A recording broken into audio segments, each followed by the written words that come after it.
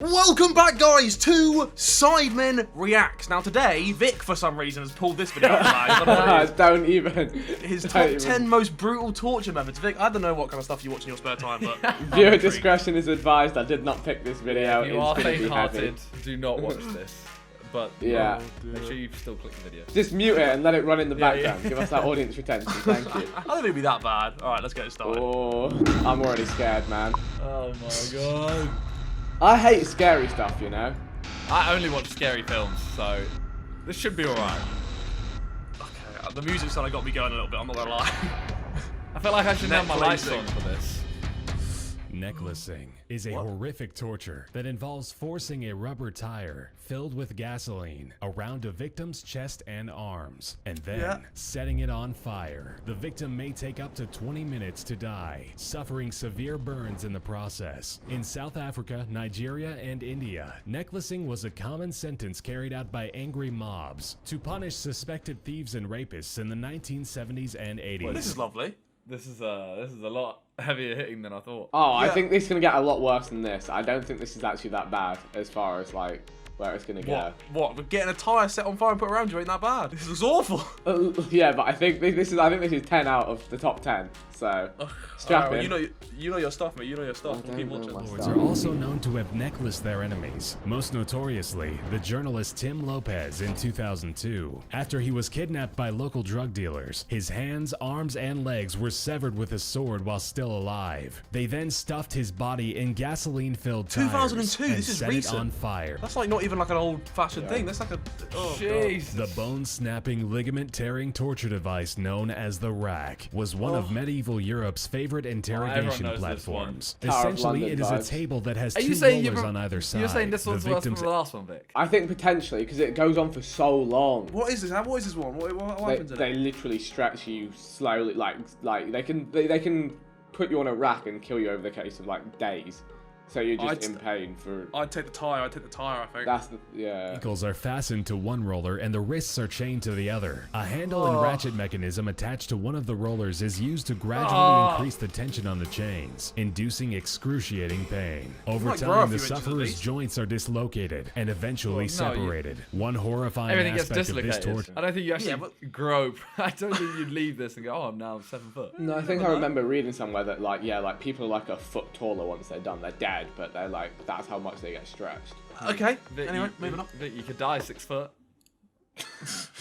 Yeah, I'm good, thank you. And the loud popping noises made by snapping cartilage, ligaments, or bones. Muscles are stretched to the point that they lose the ability to contract, rendering them useless.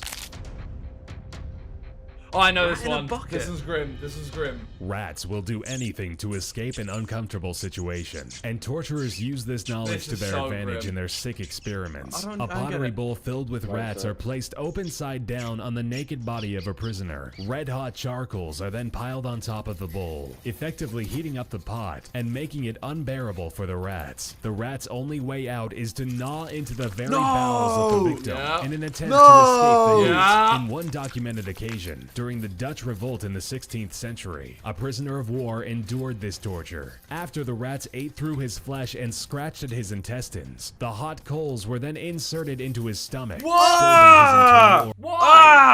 Vic, what?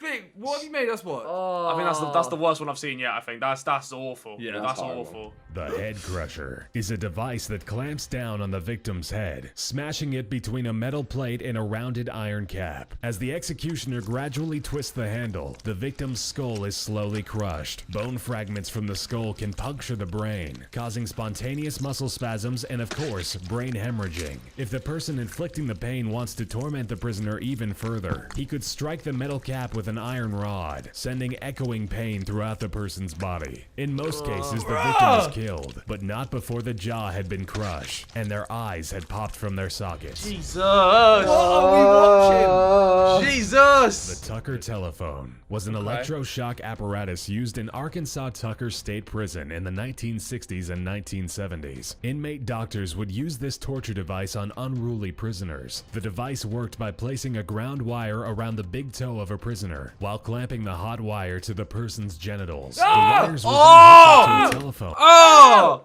What?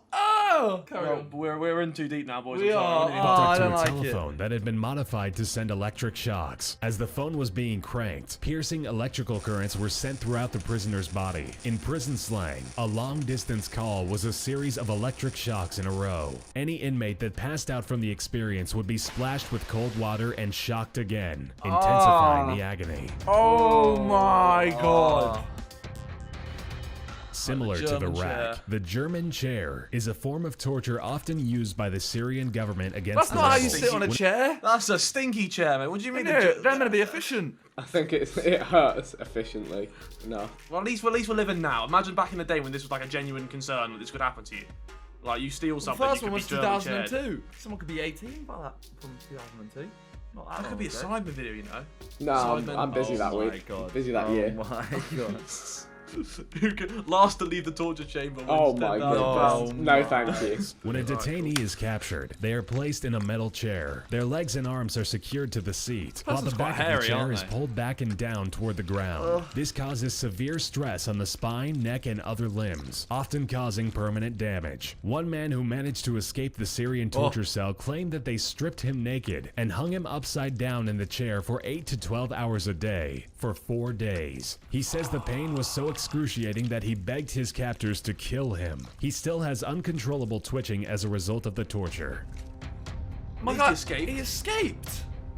I think I've heard of Flaying, Flaying. also known as skinning, is an old torture that dates back to 883 BC. It involves different methods to remove the skin from the victim's entire wild. They were body. The wild most back in common the day, you form know, of they were flaying is to wild. use a knife, inserting the sharp blade just below the chin. The cuts start at the face and you work serious? all the way down to the toes. In some cases, the skin would be taken off in small sections and be performed slowly until completely done. What's left is a still living person with exposed muscles, ligaments, and bones, but the my face God. skin still intact. A person could live a few hours up to a day after the skin removal process. Another method involved being severely sunburned and then having the skin peeled off. Lastly, captives would be placed in large cauldrons with only their heads sticking out. Then hot scalding water or oil would be poured inside, boiling their skin away.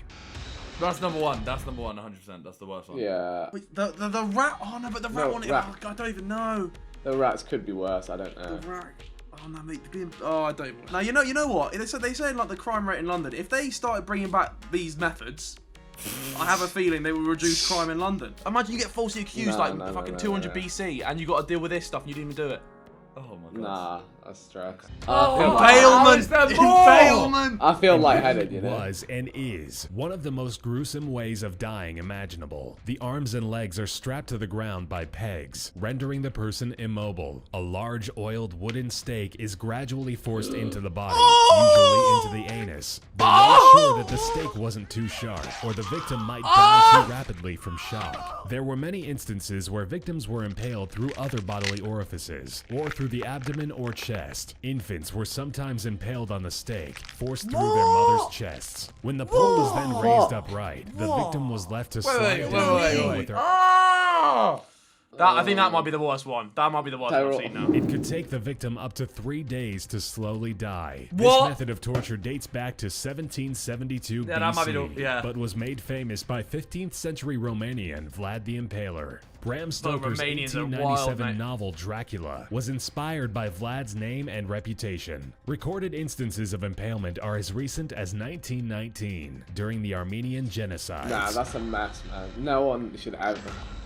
People did brazen this. bull. People do The this. brazen bull was an ancient I can't- Greek torture device that This seems also fun, this doubled seems as a fun. demented musical instrument. Naked victims were placed inside of a large hollow brass bull statue. In most cases, the prisoner's tongue is cut out with sharp metal shears before being shoved into the empty bovine statue. The Why cut the torturers tongue would off? then light can't fires scream. underneath the bull Oh and my burn the God. person inside alive, raising the heat gradually. The screams of the bull's occupant couldn't be heard because the thick metal casting acted as a sound barrier. The only opening was through the bull's mouth that let out smoke from the person cooking inside. A Why is it series a bull? of brass tubes were located toward the front of the bowl that would resonate the sound of the muffled screams of the tongueless victim. Depending on the intensity of the heat applied under the statue, the prisoner could survive anywhere from 10 minutes to several hours.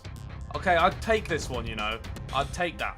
over some of them. The Judas cradle was a pyramid-shaped seat that a prisoner would be forced to sit on. The victim would be raised over top of the structure with the aid of ropes and a harness. As the person is lowered down, the top of the pyramid would be lined up to enter the anus or the vagina and cause unimaginable pain and discomfort. The feet would be bound together so that if one leg moved, the other one would too, enacting more pain. The subject is tortured by intense pressure and stretching of the orifice, eventually succumbing to tears in muscle tissue. Torturers would prolong the interrogations by raising the victim off of the seat overnight and then continuing the torture the next morning. If the victim didn't die from shock, exhaustion, or impalement, they could have died from infection, as the Judas cradle was rarely cleaned between tortures. Thanks for watching, and we hope you enjoyed. Don't lighthearted this. Don't make this lighthearted now. I appreciate my life more, but now I'd say. I'm happy that I am where I am. I reckon this guy's like a real life Saw. The fact he just, like, the way he just said all these torture methods, and then he's like, thanks for watching. So happy. He enjoys this. Well, I don't enjoy it. I'm not gonna lie. I feel a bit, I don't know, funny inside. Yeah. My arse feels weird. Oh. I know you didn't need to know that, but hopefully your curiosity is satisfied. The next videos won't be anything like this, so make sure you subscribe. And maybe go and watch something a little more lighthearted. Go watch some fails on the React channel or something. Change the mood. We'll see you over there. Peace out, guys.